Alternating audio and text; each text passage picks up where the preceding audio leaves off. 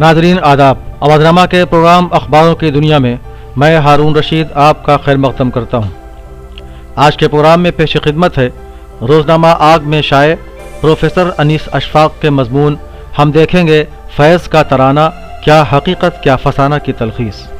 Professor Anees Ashfaq लिखते हैं कि आजकल पूरे हिंदुस्तान में फैज़ अहमद फैज़ की एक बेउनवान नज़्म हम देखेंगे इकबाल बानो की बनाई हुई धुन में गा गा कर बड़े बड़े मजमों में सुनाई जा रही है और सुन सुन कर लोग उस पर सर धुन रहे हैं।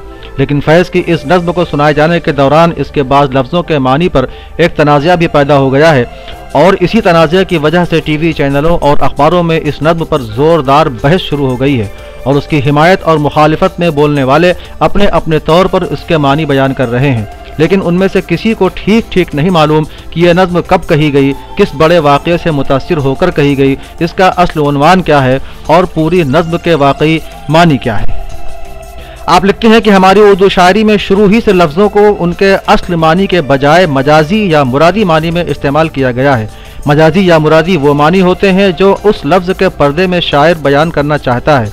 ऐसे मानी हमारी शायरी में इतने ज़्यादा इस्तेमाल हुए हैं कि अब असल मानी के बजाय उन लफ्ज़ों के यही माना राइज हो गए हैं। मसलन गुल, बुलबुल, गुलशन, सयाद के अल्फाज फूल, परिंदा, बाग और परिंदों को पकड़ने वाले के बजाय महबूब, आशिक, दुनिया और जालिम के माना में इस्तेमाल होते हैं। इसी तरह हमारी इश्किया शायरी में हज़ारों शोरा ऐसे हैं जिनमें तीर, शमशीर, कमान और खंजर का जिक्र आया है, लेकिन कत्ल के इन औजारों के इस्तेमाल का ये मतलब नहीं है कि वाकई कत्ल होने जा रहा है और कातिल और मकतूल का मतलब भी कत्ल करने और कत्ल होने के नहीं है।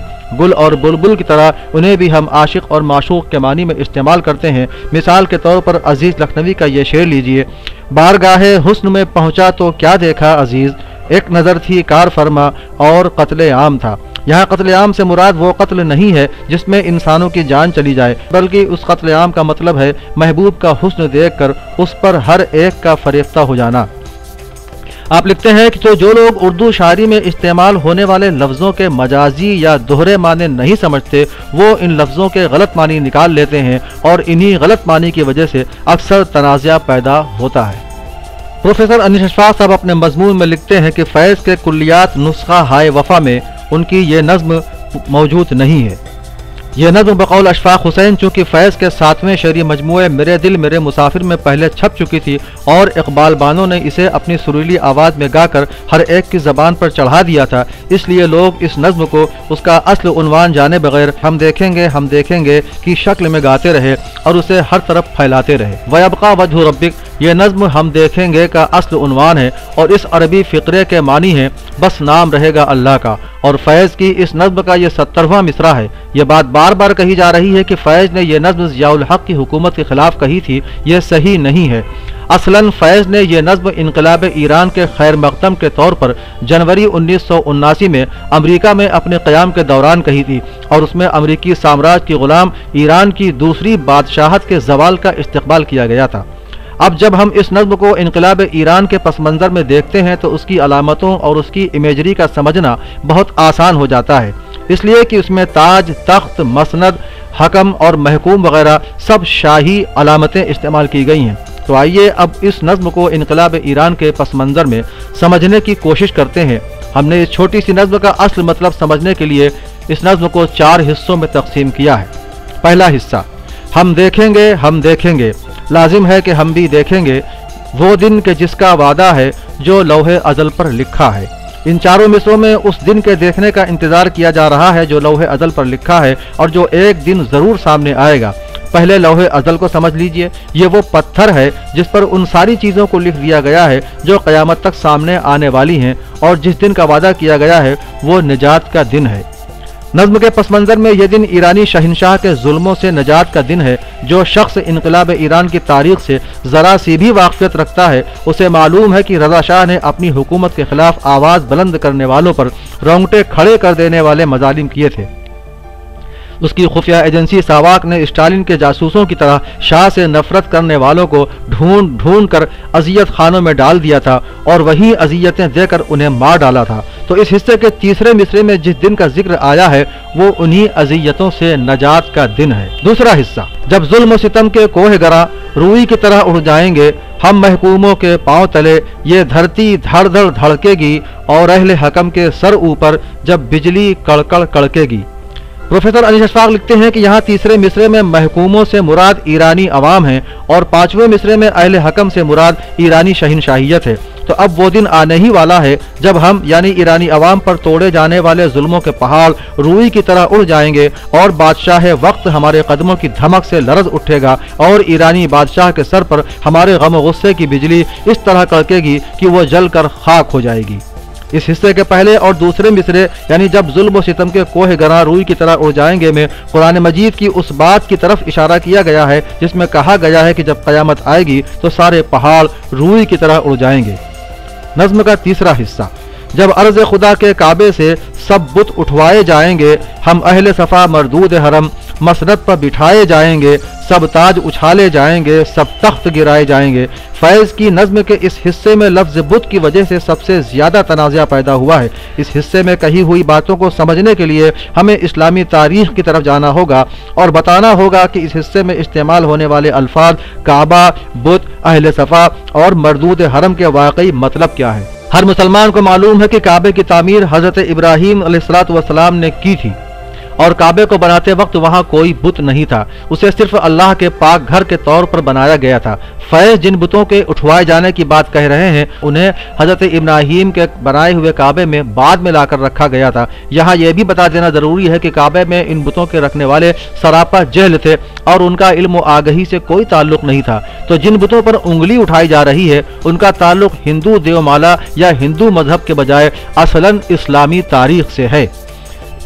وہ لکھتے ہیں کہ اس مضمون کے شروع میں ہم نے بتایا تھا کہ اردو شاعری میں الفاظ اپنے اصل معنی کے بجائے بیشتر مرادی یا مجازی معنی میں استعمال ہوتے ہیں، جس طرح گل اور بلبل اور قاتل اور بسمل یعنی مقتول، عاشق معشوق کی علامتیں ہیں۔ اسی طرح بت کو بھی معشوق کے معنی میں استعمال کیا جاتا ہے۔ مثال کے طور پر یہ شعر دیکھیے، عشق میں وہ بت اگر تلوار ہوتا جائے گا، دل میرا شائستہ پیکار ہوتا جائے گا۔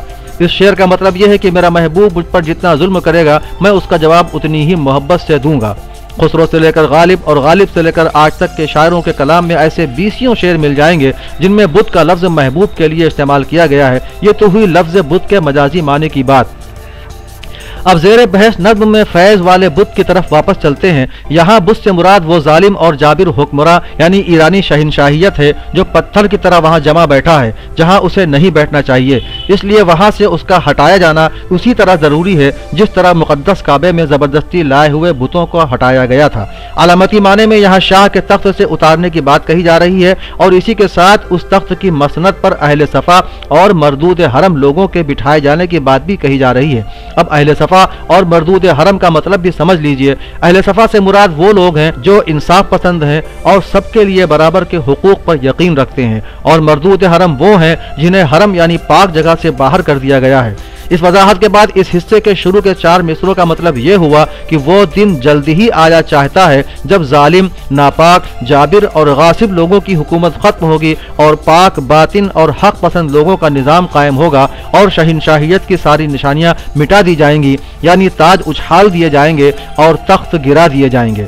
نظم کا چوتھا اور آخری حصہ، بس نام رہے گا اللہ کا جو غائب بھی ہے حاضر بھی، جو منظر بھی ہے ناظر بھی، اٹھے گا انل حق کا نعرہ جو میں بھی ہوں اور تم بھی ہو، اور راج کرے گی خلق خدا جو میں بھی ہوں اور تم بھی ہو۔ پروفیسر انیس اشفاق لکھتے ہیں کہ اس حصے میں بس نام رہے گا اللہ کا، وَيَبْقَى وَجْهُ رَبِّكَ سے مراد یہ ہے کہ خدا کے کارخانے میں خدا ہی کی حکومت قائم ہوگی جس میں سب کے ساتھ یکساں سلوک کیا جائے گا، یعنی ظلم اور ناانصافی کے بجائے عدل اور محبت کا نظام قائم ہوگا۔ اللہ کا نام یہاں اس لیے بھی لیا گیا ہے کہ اس کی بہت سی صفتوں میں سے ایک صفت یہ بھی ہے کہ وہ ظالم کو کبھی معاف نہیں کرتا۔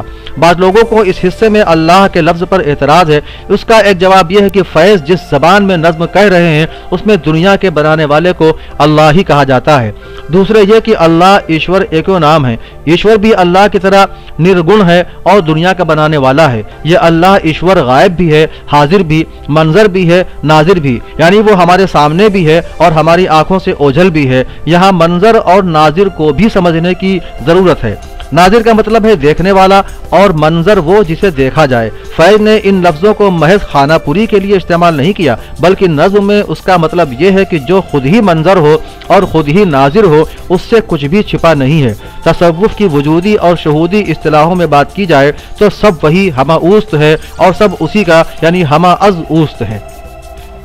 नज़्म के इस चौथे और आखिरी हिस्से में गायब और हाजिर और मंजर और नाजिर के बाद ये मिसरा कि उठेगा अनल हक का नारा सोच समझ कर लाया गया है और उसी के साथ ये भी कहा गया है जो मैं भी हूँ और तुम भी हो। मतलब उसका यह है कि हम सब हक परस्त हैं। अनल हक का नारा मंसूर ने बुलंद किया था। अनल हक के माने हैं मैं खुदा हूँ। मंसूर ने यह नारा इसलिए बुलंद किया था कि खुदा हक है और हक चूंकि हर जगह मौजूद है इसलिए मेरे अंदर भी मौजूद है। लेकिन इस नारे के बुलंद करने पर उन्हें इसलिए कत्ल कर दिया गया था कि उनके इस नारे को खुदाई का दावा समझ लिया गया, जबकि खुदाई का दावा करने का हक सिर्फ खुदा को है। मंसूर का मंसूर हल्लाज भी कहा जाता है और हल्लाज कहते हैं रुई धुनकने वाले को। मंसूर के साथ हल्लाज का लफ्ज इसलिए लगाया गया कि एक बार धुनकिए के इनकार करने पर उन्होंने अपनी रजाई की रुई खुद ही धुनक डाली और उसी दिन से हल्लाज उनके नाम के साथ जुड़ गया। दिलचस्प बात यह है कि हल्लाज के यमानी फैज़ की नज़्म के दूसरे हिस्से के पहले और दूसरे मिसरे से जा मिलते हैं, जब जुल्म और सितम के कोह गरा रुई की तरह उड़ जाएंगे।